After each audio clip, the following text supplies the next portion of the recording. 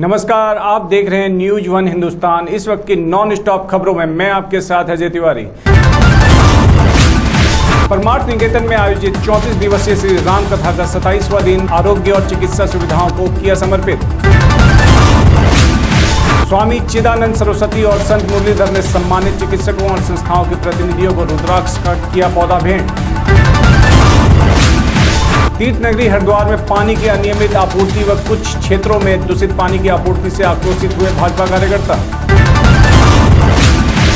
भाजपा नेता अनिरुद्ध भाटी के नेतृत्व में उत्तराखंड जल संस्थान के अधीक्षण अभियंता यशवीर सिंह मल को ज्ञापन देकर शहर की पेयजल आपूर्ति सुचारू करने की मांग की गई। अधीक्षण अभियंता को ज्ञापन सौंपते हुए भाजपा नेता अनिरुद्ध भाटी ने कहा कि लो प्रेशर के चलते बिना मोटर के दूसरी मंजिल पर पानी नहीं पहुंच पा रहा। नॉर्थ अमेरिका अलास्का की सबसे ऊंची चोटी माउंट देनाली के आरोहण अभियान पर जा रहे एसडीआरएफ के मुख्य आरक्षी राजेंद्र नाथ को सेना नायक मणिकांत मिश्रा ने फ्लैग ऑफ कर किया रवाना। मुख्य आरक्षी राजेंद्र नाथ को उनके सफल पर्वतारोहण अभियान के लिए अग्रिम शुभकामनाएं देते हुए सेना नायक मणिकांत मिश्रा ने कहा कि पर्वतारोहण एक साहसिक खेल है और उच्च हिमालय क्षेत्र में आपदा के दौरान पर्वतारोहण की टीम रेस्क्यू कार्य में बहुत सहायक साबित होती है। सीएस श्रीमती राधा रतूड़ी ने निवेश प्रस्तावों को ग्राउंडिंग के साथ ही राज्य में लगने वाले नए उद्यमों हेतु पर्याप्त मात्रा में विद्युत आपूर्ति तथा जलापूर्ति की व्यवस्था करने के दिए निर्देश। राज्य में लग रहे बायोफ्यूल उद्यमों के कच्चे माल के रूप में पिरूल के उपयोग के प्रस्ताव पर विचार करने के निर्देश।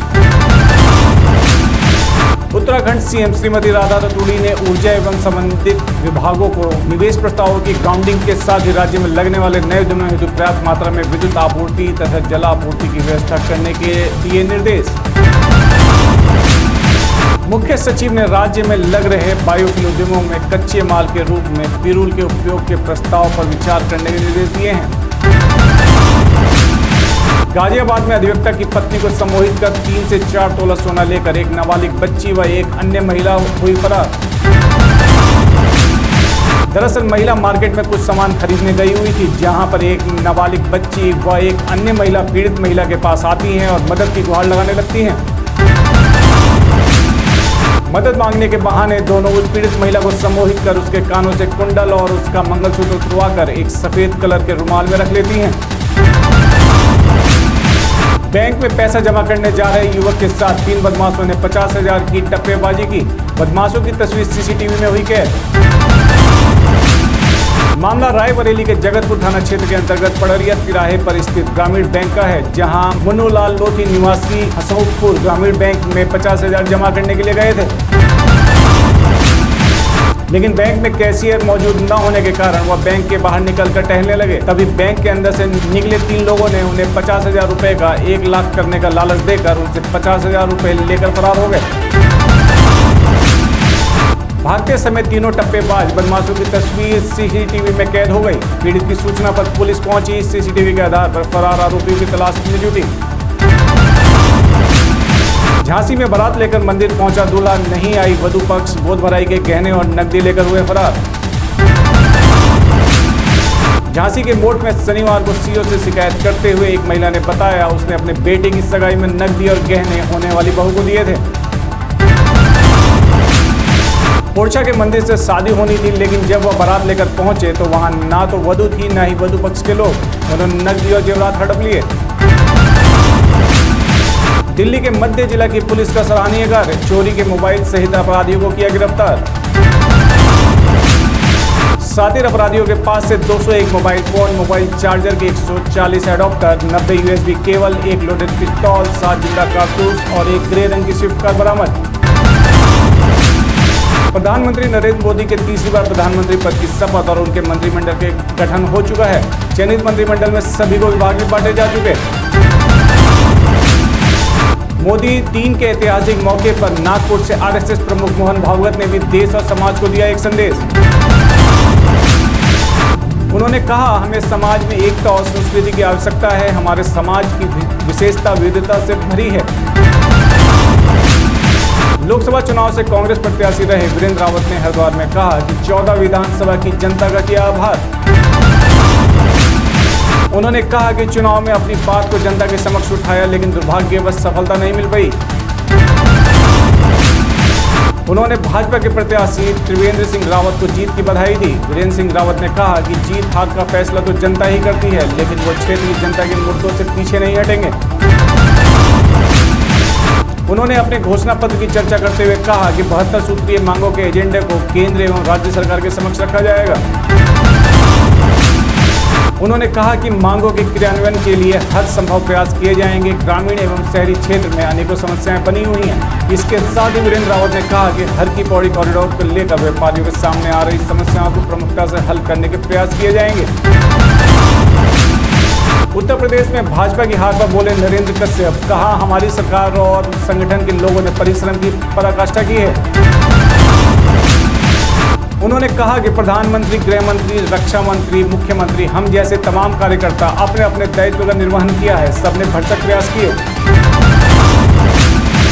सरकार की उपलब्धियां पार्टी के नेतृत्व ने जन जन तक पहुंचाने में पूरी भूमिका निभाई है, लेकिन कहीं न कहीं विपक्ष दुष्प्रचार करने में कामयाब हो गया।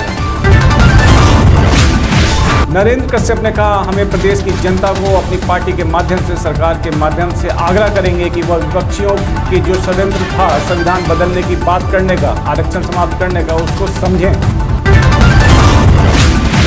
उन्होंने कहा कि प्रधानमंत्री नरेंद्र मोदी देश के सच्चे प्रहरी हैं, जो हमेशा राष्ट्र सेवक के रूप में स्वीकार किया है। देश की सेवा के लिए उन्होंने अपना पूरा सर्वस्व लगाया है। बिना रुके, बिना थके प्रधानमंत्री ने 10 साल बेहतरीन सरकार चलाई है। वीडियो ने खोली गाजियाबाद पुलिस कमिश्नर के झूठे दावों की पोल। विधायक नंद किशोर गुर्जर ने जारी किया वीडियो में विधायक आवास पर कमिश्नर के दावों के विपरीत कोई सुरक्षा नहीं थी। विधायक नंद किशोर गुर्जर ने पत्रकारों को लिखे पत्र में पुलिस कमिश्नर पर राजनीति करने का लगाया आरोप। विधायक नंद किशोर गुर्जर ने कहा, विषय को भटका रहे हैं कमिश्नर। कहा, मेरी नाराजगी और आपत्ति आचार संहिता की आड़ में भाजपा को हराने के लिए सपा एजेंट के तौर पर कार्य करने वाले पुलिस अधिकारियों से है। कांग्रेस सांसद राहुल गांधी का कल कार्यकर्ता आभार कार्यक्रम में भाग लेने के लिए रायबरेली पहुंचे। उनके साथ पूर्व सांसद सोनिया गांधी और रायबरेली के प्रचार की कमान संभालने वाली प्रियंका गांधी भी रहेंगी मौजूद। पीएम मोदी ने तीसरी बार प्रधानमंत्री पद संभालने के बाद पीएमओ के अधिकारियों को अपने पहले संबोधन में कहा कि हम काम करते हैं, विचारों की स्पष्टता जरूरी है। पीएम ने कहा, जहां तक सरकार का सवाल है तो मैं मानता हूं कि इसमें कोई भ्रम नहीं है। उसे पता है कि उसे किस रास्ते पर जाना है और क्या हासिल करना है। पीएम ने कहा, विचार की ऐसी स्पष्टता किसी भी कार्य की सफलता के लिए पहली आवश्यकता है। चरित्र के अनुरूप आचरण करना होगा। प्राथमिकताएं तय करें और उस काम पर अपना अधिकतम समय बिताने के लिए खुद को समर्पित करें। झांसी में एक गरीब की पुश्तों की जमीन को कब्जा कर रहे भूमाफिया, गरीब पीड़ितों की सुनने वाला कोई नहीं। जिले के बीकापुर कोतवाली व तहसील बीकापुर के ग्राम तोरो माफी आबादी की जमीन को लेकर रहने वाले पीड़ितों ने गंभीर आरोप लगाए।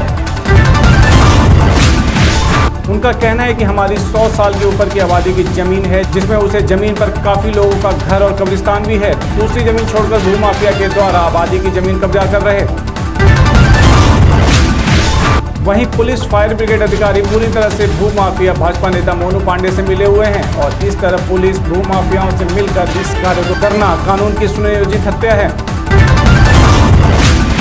दिल्ली के ली मेरिडियन होटल में मुंजा फिल्म के डायरेक्टर आदित्य सरपोतदार ने स्टार कास्ट सर्वरी वाघ, अभय वर्मा और मोना सिंह स्टारर फिल्म के प्रमोशन के लिए मीडिया से हुए रूबरू। फिल्म की कहानी के बारे में डायरेक्टर आदित्य सरपोतदार ने बताया कि फिल्म की कहानी एक बच्चे मुंजा के इर्द गिर्द घूमती है। प्रोड्यूसर दिनेश वीरान की अगर बात करें तो फिल्म में हॉरर कॉमेडी जॉनर के किरदार को ऐसा पकड़ा है कि दर्शकों को मजा ही आ गया। स्त्री और भेड़िया जैसी फिल्मों को लाने के बाद अब दिनेश डायरेक्टर आदित्य सरपोतदार के साथ मिलकर फिल्म मुंजा लेकर आए हैं। बने रहे खबरों में, देखते रहे न्यूज 1 हिंदुस्तान। नमस्कार। आप देख रहे हैं न्यूज